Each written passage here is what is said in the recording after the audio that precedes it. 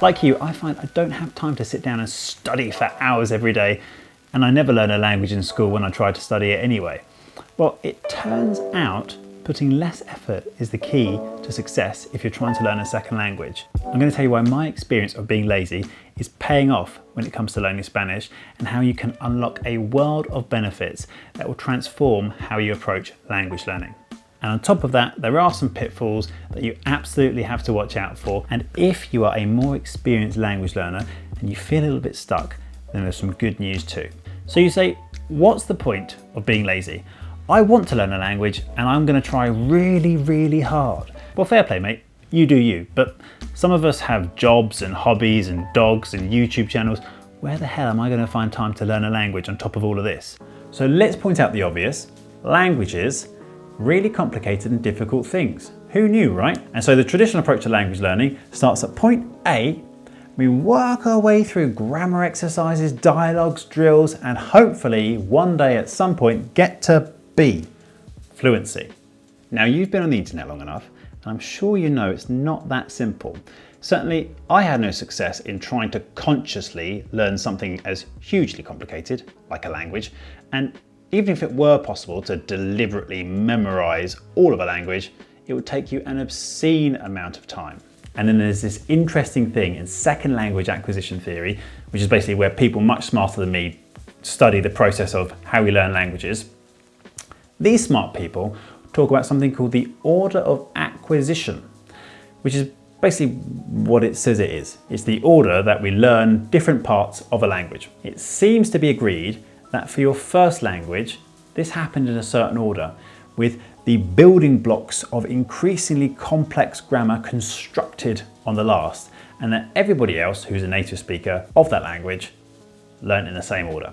Basically, you can't force your brain to do stuff that it's not yet ready for. If we're trying to learn a second language, it's not as entirely clear-cut as it was for your first language, and that's because whatever your native language is may have some influence on your second language, but there's still the same idea there.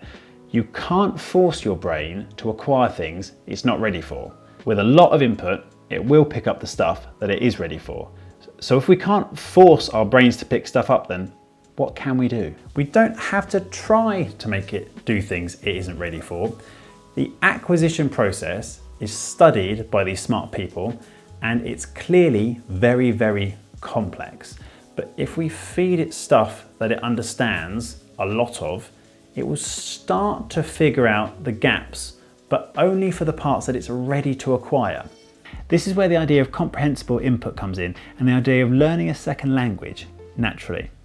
We find content that is slightly above our current level, but still easy enough that we can understand, and we use that to acquire the language. So the good news here is that we don't need to study in order to acquire the language. You do have to put in time and pay attention, obviously, but it's actually really easy, and like your first language, an unconscious process. So the order in which we pick up the language is one of the reasons I have been lazy in my learning, but it has other more practical benefits too, which brings me on to the start of the good stuff. First and foremost, the benefit of not doing so much conscious study and just focusing on input is that we pick up the language implicitly. And by that I mean we get a natural sense of the language that we can use automatically rather than explicitly trying to study and having to recall all of the rules as we try and speak. Now let me just say here that for lazy, I mean minimal effort. I don't mean zero effort. Obviously, I need exposure to the language because that's how I'm going to acquire it. I just don't necessarily have to sit around studying for hours or doing a ton of flashcards. I'm enjoying a lot of content that I have a high level of comprehension of, and I rarely look up words, and I certainly don't do any studying. Am I really going to sit down for hours and hours every day and study?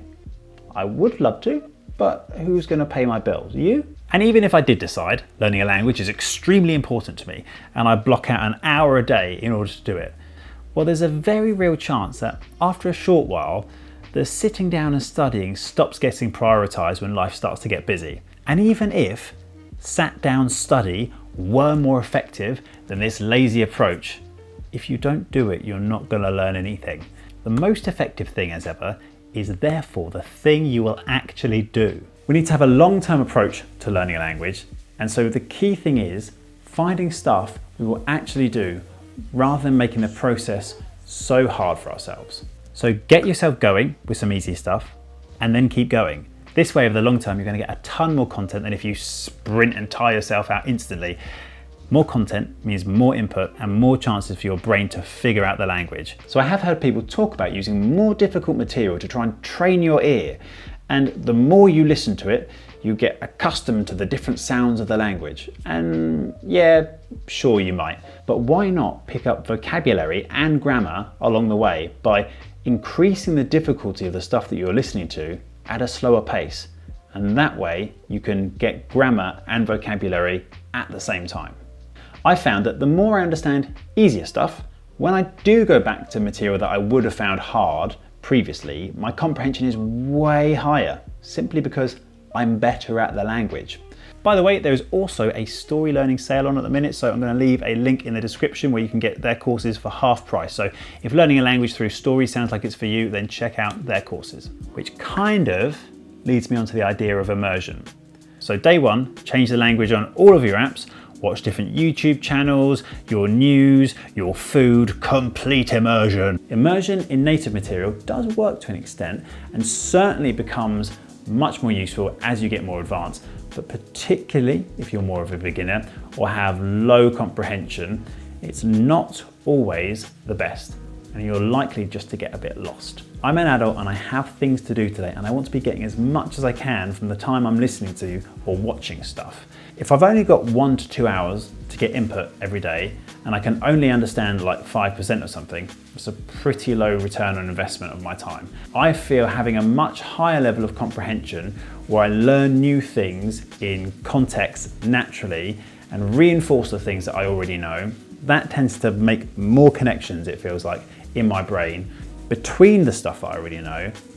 That is a much higher return on investment for me. It also takes less mental energy. So if I do have more time, it's quite easy to get extra input without feeling like my brain has been completely wiped out. So where would I start with being lazy? So finding stuff on YouTube to watch, which is spoken in your target language, is a great place to start. Literally type in your target language and comprehensible input. You don't want someone who is speaking in English about whatever your target language is, in my opinion. You want to use visual clues in order to understand the message of whoever's talking to you. Graded readers are also great too. These are books written for learners of a second language, and so the vocabulary is easier. Now, I used to make the mistake of thinking that the harder the level of the graded reader, the better my level of the language. So I try and read a 2,000 character graded reader and struggle through like that was some sort of badge of honor or something. But it took me way longer, and I was focused on trying to understand rather than just enjoy the story. Now with Spanish, I'm just getting stuff that is fairly easy for me, and I can just enjoy the story rather than worrying about trying to understand it. And there is more an incentive, because it's a story, to keep reading because I enjoy it and I want to know what happens. Once you're no longer a complete beginner, podcasts are a fantastic resource.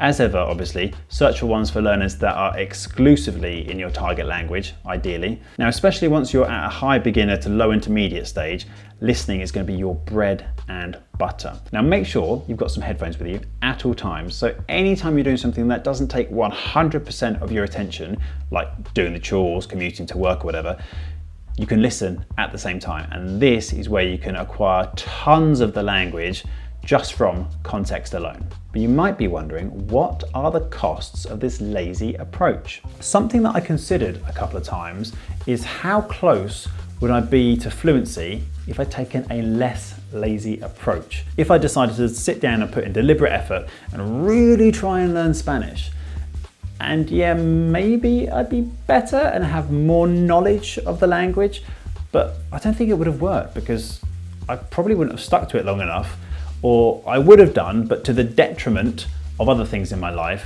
that I wouldn't have been able to give my attention to.